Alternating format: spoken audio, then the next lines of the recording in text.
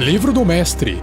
Episódio de hoje: Masmorras e Mapeando uma Masmorra. Regras do D&D 5e. Uma produção RPG Next.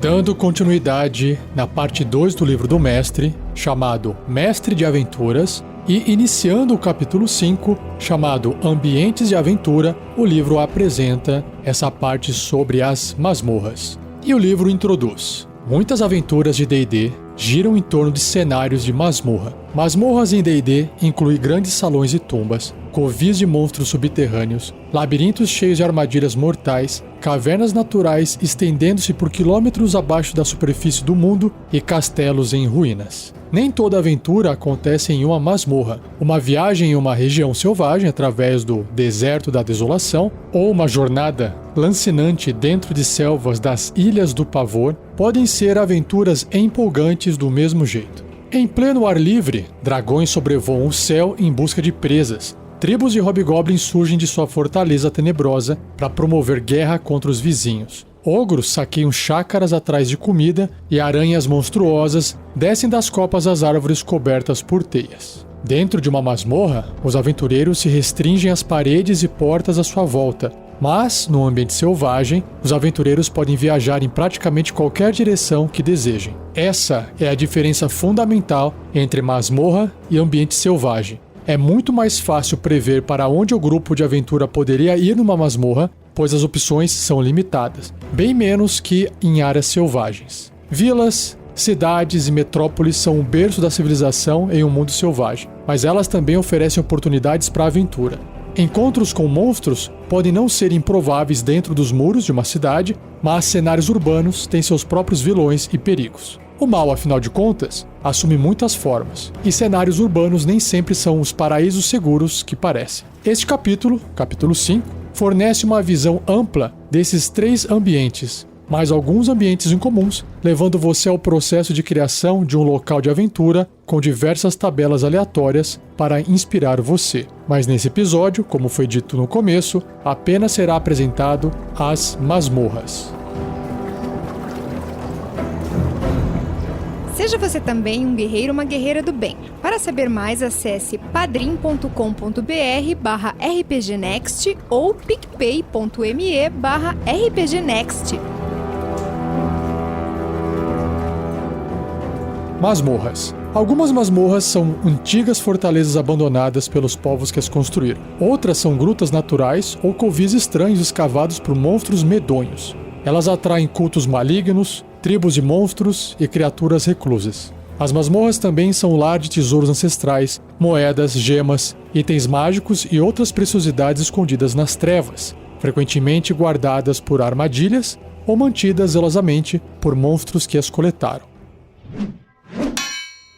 Construindo uma masmorra. Quando você se propõe a criar uma masmorra, pense nas qualidades distintas dela. Por exemplo, uma masmorra que serve como uma fortaleza para hobgoblins terá uma qualidade diferente de um templo antigo habitado por Yuan-Tis. Essa seção define um processo para criar uma masmorra e dar vida a ela. Então, o primeiro tópico é a localização da masmorra. Você pode usar a tabela localização da masmorra para determinar o local da sua masmorra. Você pode rolar na tabela ou escolher uma descrição para inspirá-lo. Então, essa tabela tem duas colunas, uma com resultados de 1d100, uma rolagem de 1d100, de 100 opções, e para cada sequência, para cada espaço de resultado, um tipo de localização. Então, se você tirar nesse 1d100 de 1 a 4, a localização é uma construção em uma cidade. 5 a 8, catacumbas ou esgotos abaixo de uma cidade.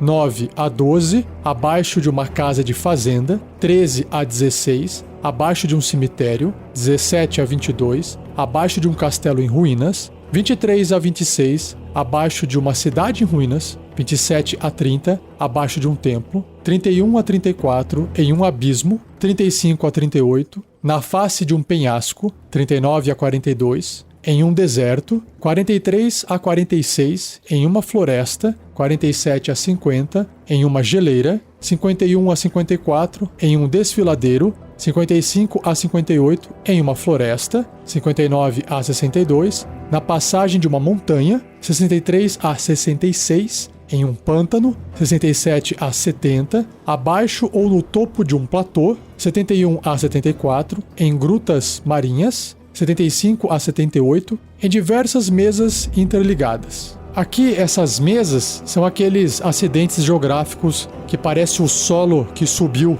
formando grandes topos planos. Também dá para imaginar uma montanha que você cortou a ponta dela. Enfim, digita aí MESA no Google que você vai ver as imagens. Voltando para a tabela. Se sair 79 a 82 no pico de uma montanha, 83 a 86 em um promontório. Promontório também é um local mais elevado, parecido com o que eu descrevi da mesa anteriormente, só que fica próximo à água. São aquelas paredes, aquelas escarpas perto de águas ou em ilhas. Voltando, de 87 a 90 em uma ilha, de 91 a 95 uma masmorra submersa e, se sair 96 a 100, role na tabela localização exótica. Então tem 5% de chance de sair uma localização exótica. Essa tabela tem apenas 20 resultados, então você vai rolar um D20 e para cada resultado um tipo de localização exótica. Então se sair 1 nesse D20, entre os galhos de uma árvore, olha que legal.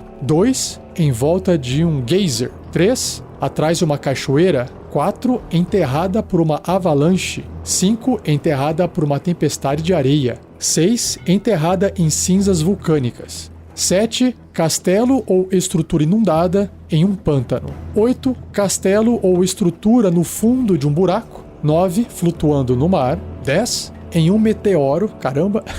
11, em um semiplano ou em uma bolsa dimensional. 12, em uma área devastada por uma catástrofe mágica. 13, em uma nuvem. 14, em Faeria ou Feywild. 15, na Umbra ou Shadowfell. 16, em uma ilha num subterrâneo marinho. 17, em um vulcão. 18, nas costas de uma criatura viva imensa. Olha que bacana. 19, selada dentro de um domo de energia mágico. E por fim, o último resultado, se sair 20 no D20, dentro de uma mansão magnífica de Mordenkainen, que é uma magia, né? E além dessas tabelas que descrevem ou dão essas sugestões de localização da masmorra, também existe o criador da masmorra. Uma masmorra reflete seus criadores. Um templo perdido dos Yuan-Tis, sufocado pelo crescimento de plantas da selva, teria rampas ao invés de escadas. Mesmo porque essas criaturas, algumas delas têm corpos de cobra, né?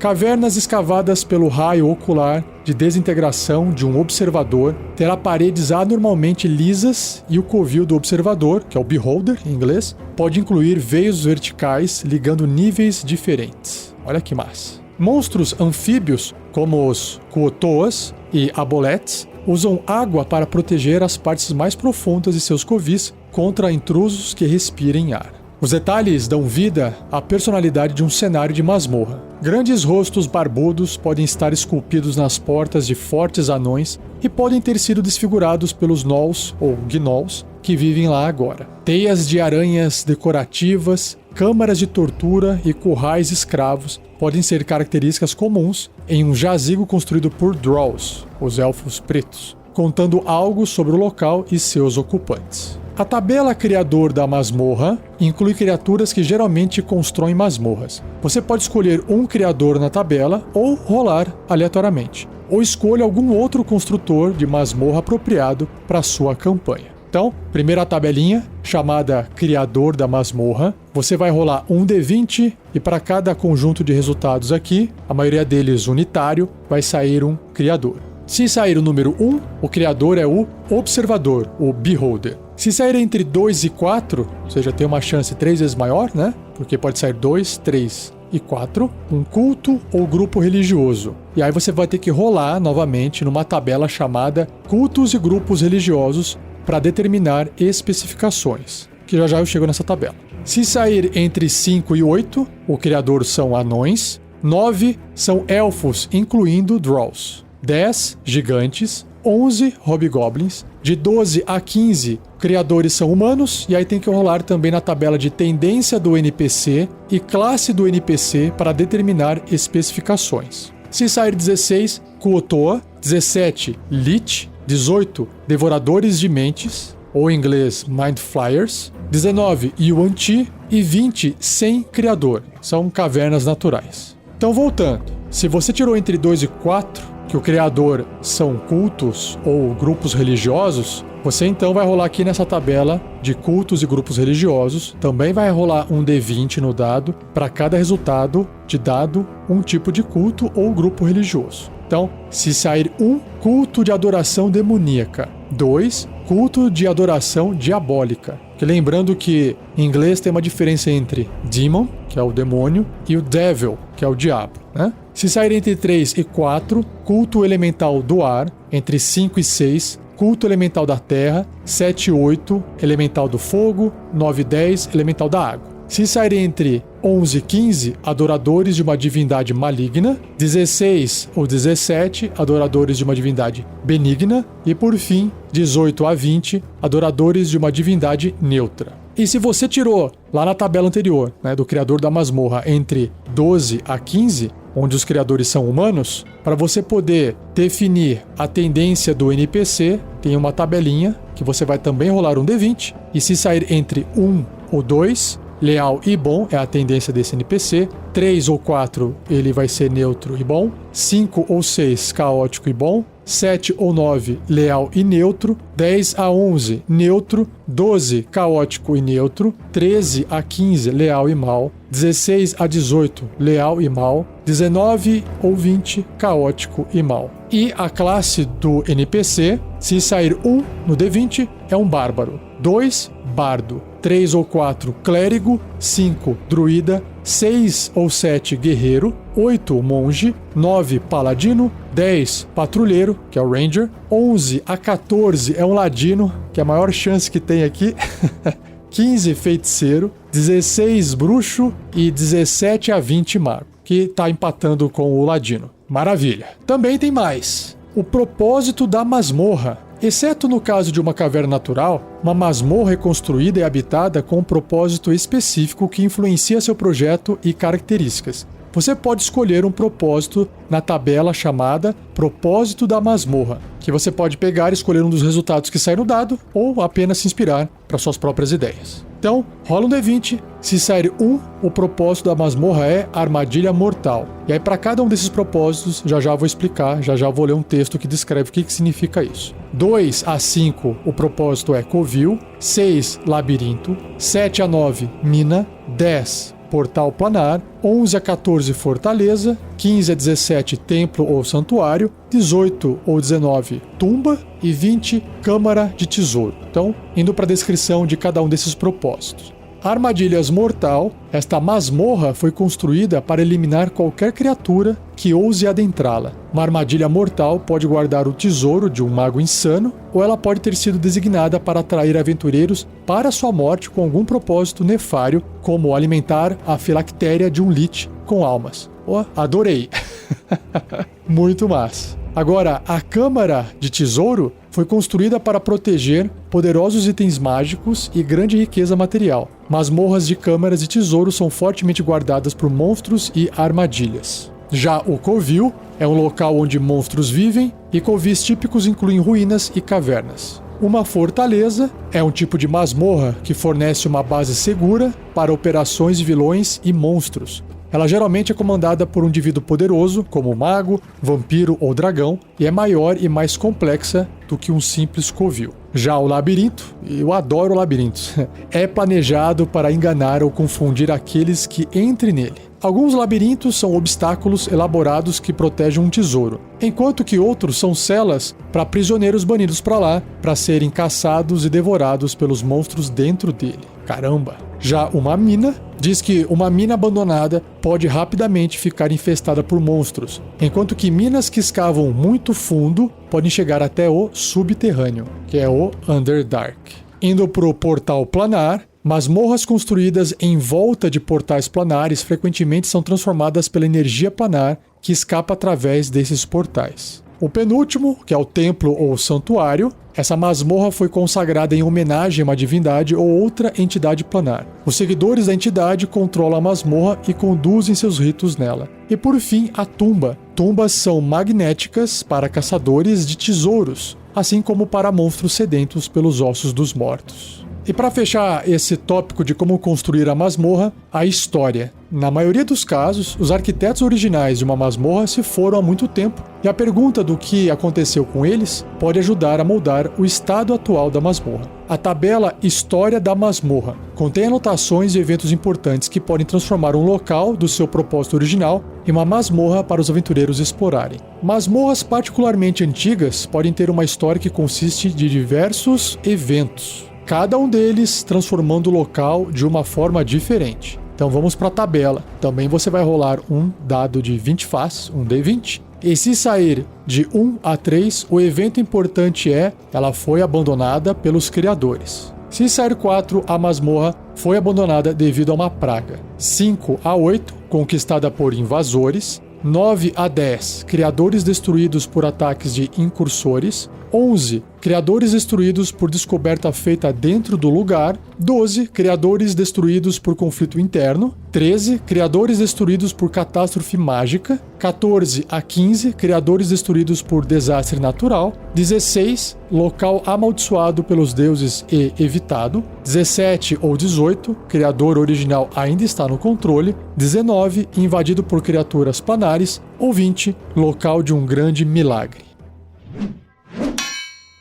Indo agora para a parte de habitantes da masmorra. Após os criadores da masmorra partirem, qualquer um ou qualquer coisa pode ter entrado. Monstros inteligentes, necrófagos irracionais de masmorra, predadores e presas também podem ser atraídos para esses locais. Os monstros em uma masmorra são mais que uma coletânea de criaturas aleatórias que passaram a viver próximas. Fungos, vermes, necrófagos e predadores podem coexistir em uma ecologia complexa, juntamente com criaturas inteligentes que partilham espaço de convivência através de combinações elaboradas de dominação, negociação e banho de sangue. Os personagens podem ser capazes de infiltrar-se em uma masmorra, aliados com uma facção ou jogando uma das facções contra as outras para reduzir as ameaças dos monstros mais poderosos. Por exemplo, em uma masmorra habitada por devoradores de mentes, os Mind Flayers, e seus escravos goblinoides, os aventureiros poderiam tentar incitar os goblins, hobgoblins e bugbears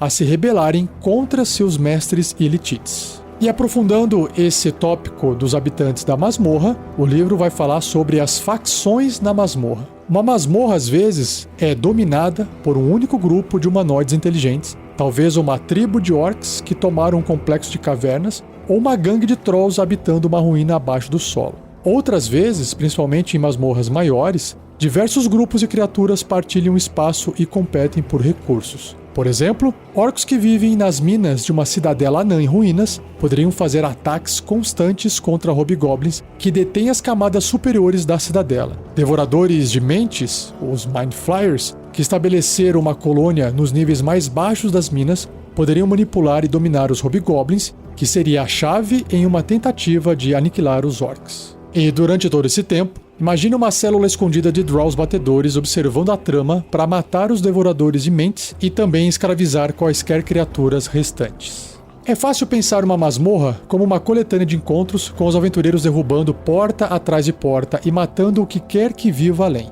Mas as tomadas e retomadas de poder entre os grupos de uma masmorra fornecem diversas oportunidades para interações mais sutis. Habitantes da masmorra costumam formar alianças improváveis e os aventureiros são um coringa que monstros astutos buscam explorar. Criaturas inteligentes em uma masmorra têm objetivos, tão simples como sobrevivência a curto prazo ou tão ambiciosos quanto reivindicar toda a masmorra como o primeiro passo da fundação de um império. Tais criaturas podem chegar aos aventureiros com uma oferta de aliança, esperando impedir os aventureiros de chegarem ao seu covil e para garantir ajuda contra seus inimigos. Devida aos NPCs líderes desses grupos, como descrito no capítulo 4, personificando suas personalidades, objetivos e ideais. Então, use esses elementos para moldar a reação da chegada dos aventureiros ao território deles. Avançando, além das facções, também tem a ecologia da masmorra. Uma masmorra habitada tem seu próprio ecossistema. As criaturas que vivem nela precisam comer, beber, respirar e dormir, exatamente como as criaturas do ambiente selvagem fazem. Predadores precisam ser capazes de buscar presas, e criaturas inteligentes buscam por covis que ofereçam a melhor combinação de ar, comida, água e segurança. Mantenha esses fatores em mente quando estiver planejando uma masmorra que você deseja que seja convincente para os jogadores. Se uma masmorra não tiver um pouco de lógica interna, os aventureiros irão achar difícil tomar decisões razoáveis dentro desse ambiente. Por exemplo, personagens que encontrem um poço de água fresca em uma masmorra poderiam fazer uma suposição lógica de que muitas das criaturas que habitam a masmorra vêm até esse local para beber. Os aventureiros poderiam armar uma emboscada no poço. Igualmente, portas trancadas ou mesmo portas que requeram mãos para serem abertas podem restringir o movimento de algumas criaturas. Se todas as portas em uma masmorra estiverem fechadas, os jogadores ficariam se perguntando como os vermes da carniça ou os estirges que eles encontram repetidamente conseguem sobreviver? Pense nisso. Além da ecologia da masmorra, também tem a dificuldade de encontro. Você pode estar inclinado a aumentar a dificuldade de encontro conforme os jogadores descem mais fundo na masmorra, com uma forma de manter a masmorra desafiadora à medida que os personagens ganham níveis ou para inflar a tensão. Porém, essa abordagem pode transformar a masmorra em um triturador. Uma abordagem melhor é incluir encontros de dificuldade variadas por ela toda. O contraste entre encontros fáceis e difíceis, assim como entre encontros simples e complexos, encoraja os personagens a variar suas táticas e impede que os encontros pareçam iguais. Em outras palavras, tente imaginar a curva de dificuldade não como uma linha, mas como uma espécie de montanha-russa ascendente.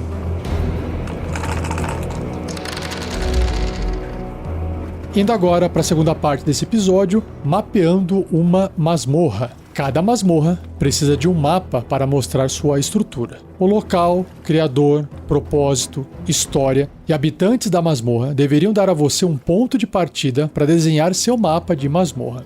Se você precisar de inspiração adicional, você pode encontrar mapas prontos de graça disponíveis para uso na internet, ou mesmo usar um mapa de um local do mundo real. Ou vou adicionar aqui também que você pode pagar por serviços lá no Patreon de uma galera que faz mapas, inclusive mapas animados. Alternativamente, voltando ao livro, você pode tirar um mapa de uma aventura oficial ou gerar um complexo de masmorras aleatoriamente usando as tabelas apresentadas no apêndice A. Uma masmorra pode variar de tamanho, desde algumas poucas câmaras de um templo arruinado até enormes complexos de salas e passagens estendendo-se por centenas de metros em todas as direções.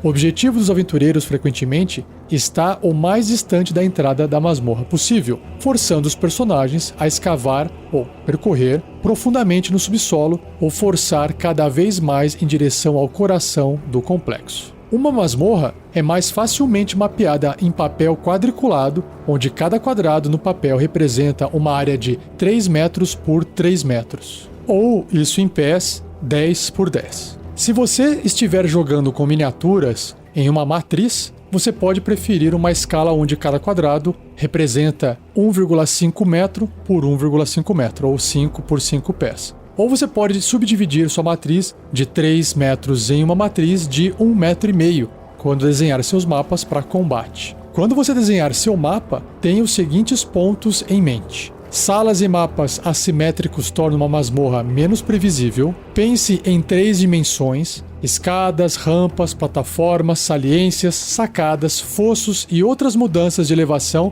tornam a masmorra mais interessante e deixam os encontros de combate nessas áreas mais desafiadores. Dê à masmorra algum desgaste, a não ser que você queira enfatizar que os construtores da masmorra eram extraordinariamente habilidosos. Passagens desmoronadas podem ser comuns, dividindo seções antes ligadas entre si na masmorra. Terremotos passados podem ter aberto fendas dentro de uma masmorra, dividindo salas e corredores para formar obstáculos interessantes. Outro ponto: incorpore características naturais até mesmo em uma masmorra construída. Um córrego subterrâneo poderia correr pelo meio de uma fortaleza anã, implementando uma variação nos formatos e tamanhos de salas e características necessárias como pontes e sorvedouros. Você também pode adicionar diversas entradas e saídas. Nada dá a sensação mais forte de tomar decisões reais aos jogadores que ter diversos caminhos para entrar em uma masmorra. E, último ponto sugerido, para você pensar, adicione portas secretas e salas secretas para recompensar os jogadores que passam tempo procurando-as. Se você precisar de ajuda para criar um mapa masmorra do zero, veja o apêndice A.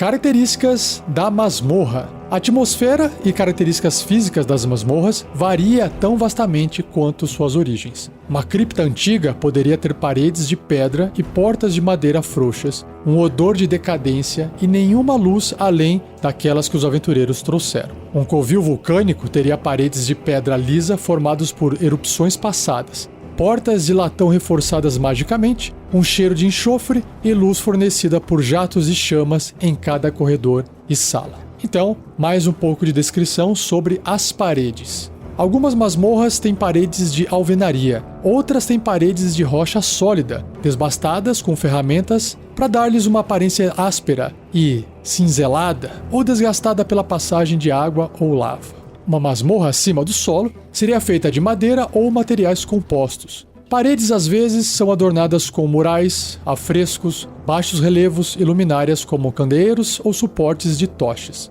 Algumas têm até mesmo portas secretas feitas nelas. Agora, sobre as portas, entradas em masmorras podem ser colocadas em arcos planos e vergas. Elas podem ser adornadas com gravuras de gárgulas ou faces lascivas ou gravadas com selos que revelam pistas do que está além. Sobre portas emperradas, portas de masmorras às vezes ficam emperradas quando não são usadas com frequência. Abrir uma porta emperrada requer um teste de força bem sucedido. E o capítulo 8, chamado Conduzindo o Jogo, fornece orientações para definir essa CD, essa dificuldade. Sobre as portas fechadas, personagens que não tenham a chave de uma porta fechada podem arrombar a fechadura com um teste de destreza bem sucedido. Fazer isso requer ferramentas de ladrão e proficiência para usá-las. Eles também podem forçar a porta com um teste de força, bem sucedido. Também podem partir a porta em pedaços causando dano suficiente a ela ou usar a magia arrombar ou até mágica similar. O capítulo 8 fornece orientações para definir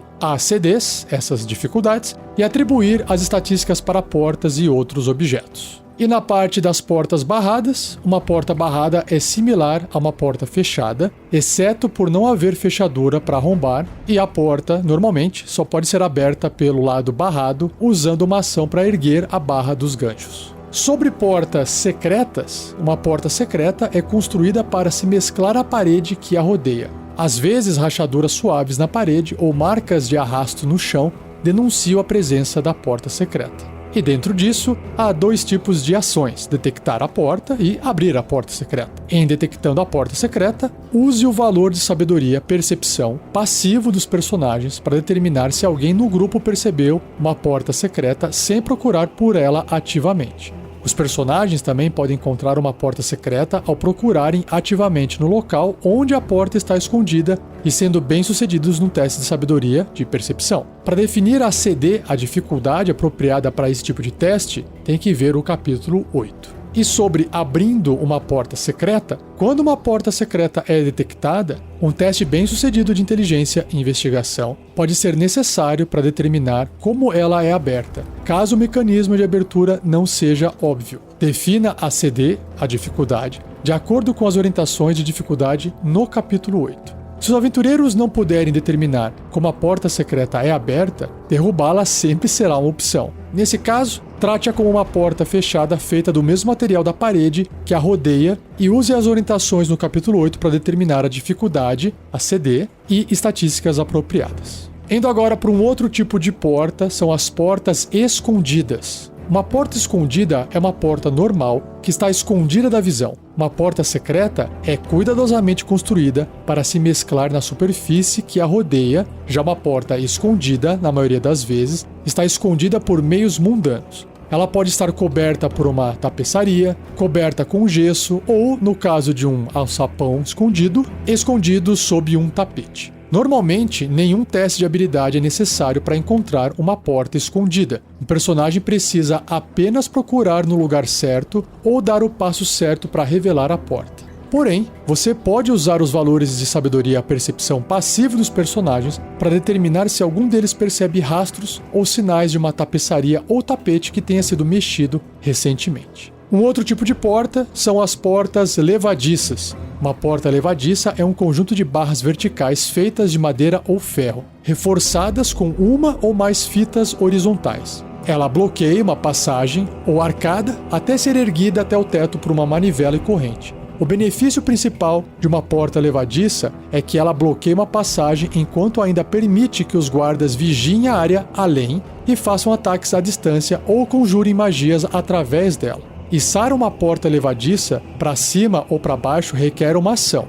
Se o personagem não puder alcançar a manivela, geralmente por estar do outro lado da porta levadiça, erguer a porta levadiça ou dobrar as barras o suficiente para passar através delas exigirá um teste de força bem-sucedido. A CD, ou dificuldade do teste, depende do tamanho e peso da porta levadiça, ou da espessura de suas barras. E para determinar essa CD apropriada, também tem que ver o capítulo 8. Sobre a escuridão e iluminação, escuridão é a condição padrão dentro de um complexo subterrâneo ou no interior de ruínas abaixo do solo, mas uma masmorra habitada poderia ter fontes de luz. Em assentamentos subterrâneos, até mesmo raças que têm visão no escuro usam fogo para se aquecer, cozinhar e se defender. Mas muitas criaturas não precisam de calor ou luz. Os aventureiros devem trazer suas próprias fontes de luz para tumbas empoeiradas onde apenas os mortos-vivos continuam de guarda. Ruínas abandonadas repletas de monstros e limos e cavernas naturais onde criaturas sem visão caçam. E um detalhe aqui que o livro não citou, visão no escuro, a criatura enxerga preto e branco. Então, se você coloca uma fonte de luz, você passa também a enxergar com cores, dependendo da sua raça. Continuando o livro. A luz de uma tocha ou lanterna ajuda um personagem a ver a uma distância curta, mas outras criaturas podem ver a fonte de luz de bem longe. Luz plena em um ambiente de escuridão total pode ser visível a quilômetros, apesar de uma linha de visão clara através de tal distância ser rara no mundo subterrâneo. Mesmo assim, os aventureiros usando fontes de luz numa masmorra frequentemente atraem monstros, da mesma forma que características de masmorra que imitam luz, desde fungos fosforescentes até o brilho de portais mágicos, podem atrair a atenção dos aventureiros. Sobre a qualidade do ar. Túneis subterrâneos e ruínas abaixo do solo são, frequentemente, espaços fechados com pouco fluxo de ar. Apesar de ser raro para uma masmorra estar selada tão hermeticamente que os aventureiros tenham dificuldade para respirar, a atmosfera é frequentemente sufocante e pesada. Além disso, odores persistem em uma masmorra e podem ser ampliados pela quietude da atmosfera. Por fim, sobre os sons. A geografia fechada de uma masmorra ajuda a canalizar o som. O rangido alto de uma porta sendo aberta pode ecoar por centenas de metros da passagem. Barulhos altos como o ressoar de martelos de uma forja ou o estrondo de batalha podem reverberar através de toda a masmorra. Muitas criaturas que vivem no subterrâneo usam tais sons como forma de localizar uma presa ou ficam alertas com qualquer som que a intromissão de um grupo de aventureiros faz.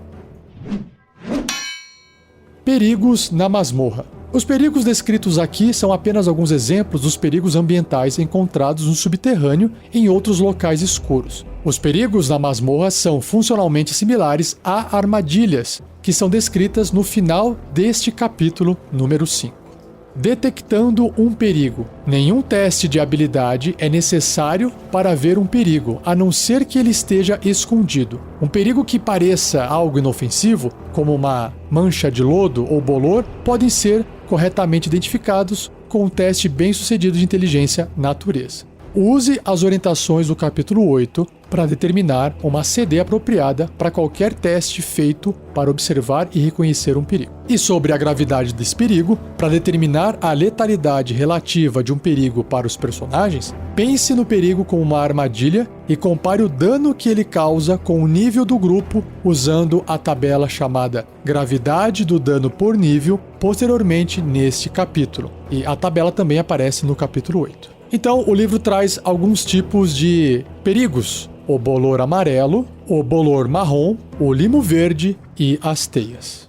Sobre o bolor amarelo. Bolor amarelo cresce em locais escuros e uma mancha cobre um quadrado de 1,5 metros, ou seja, 5 pés, um quadradinho ali do tabuleiro. Se tocado, o bolor espelha uma nuvem de esporos que preenche 3 metros cúbicos, ou 10 pés cúbicos, originado no bolor. Qualquer criatura na área deve ser bem sucedida num teste de resistência de constituição com dificuldade 15 ou vai sofrer 11 2d10 de dano de veneno e ficará envenenada por 1 minuto. Enquanto estiver envenenada dessa forma, uma criatura sofre 5 ou 1d10 de dano de veneno no início de cada um dos seus turnos. A criatura pode repetir o teste de resistência no final de cada um dos seus turnos, terminando o efeito sobre si com um sucesso. E a luz solar ou qualquer quantidade de dano de fogo destrói instantaneamente uma mancha de bolor amarelo. Agora, indo para o bolor marrom, ele se alimenta de calor, drenando o calor de tudo à sua volta. Uma mancha de bolor marrom geralmente cobre um quadrado de 3 metros, ou seja, 10 pés,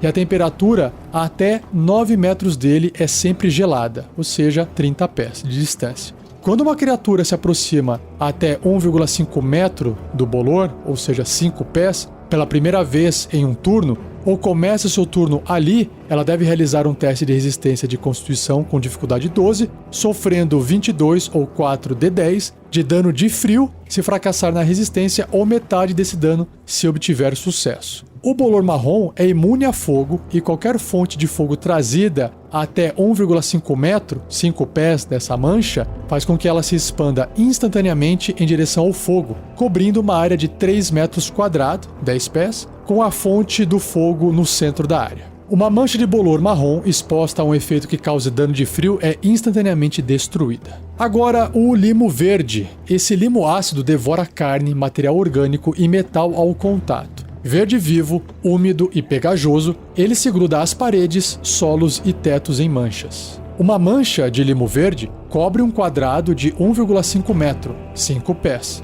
Tem percepção às cegas com alcance de 9 metros, 30 pés, e cai das paredes e tetos quando detecta movimento abaixo dela. Além disso, ela não possui qualquer capacidade de movimento. Uma criatura ciente da presença do limo pode evitar ser atingida com ele com um teste de resistência de destreza com dificuldade 10. Do contrário, o limo não pode ser evitado quando cai. Uma criatura que entra em contato com o limo verde sofre 5 ou 1d10 de dano de ácido. A criatura sofre o dano novamente no início do seu próximo turno, até o limo ser removido ou destruído. Contra a madeira ou metal, o limo verde causa 11 ou 2d10 de dano de ácido a cada rodada, e qualquer madeira não mágica, ou arma de metal ou ferramenta usada para remover o limo é efetivamente destruída. Luz solar, qualquer efeito que cure doença e qualquer efeito que cause dano de frio, fogo ou radiante destrói uma mancha de limo verde. E por fim, teias. Aranhas gigantes tecem teias finas e pegajosas através de passagens e no fundo de fossos para enredar presas. Essas áreas cheias de teia são terreno difícil. Além disso, uma criatura que entrar em uma área de teia pela primeira vez em um turno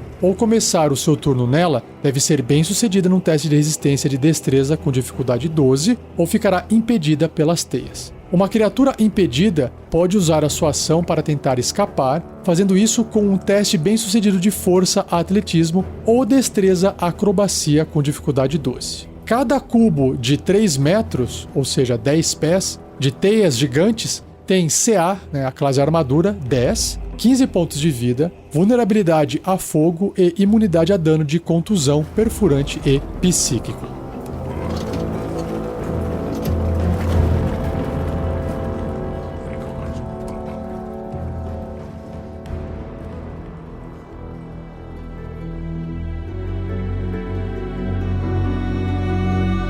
E assim eu encerro mais um episódio do Regras do D&D 5e. Espero que você tenha gostado. Já sabe, não se esqueça de compartilhar. Agradeça ao Gleico Vieira Pereira pela edição desse episódio. E se você ainda não conhece nossos outros podcasts, como, por exemplo, os Contos Narrados, os nossos Tarrasques na Bota, que são aventuras RPG, os da Forja, que são bate-papo, dá uma verificada lá em rpgnext.com.br. E não perca o próximo episódio, onde irei comentar sobre o ambiente selvagem e também os assentamentos e encontros urbanos e até encontros em ambientes incomuns. Beleza? Então é isso, muito obrigado, um abraço e até o próximo episódio.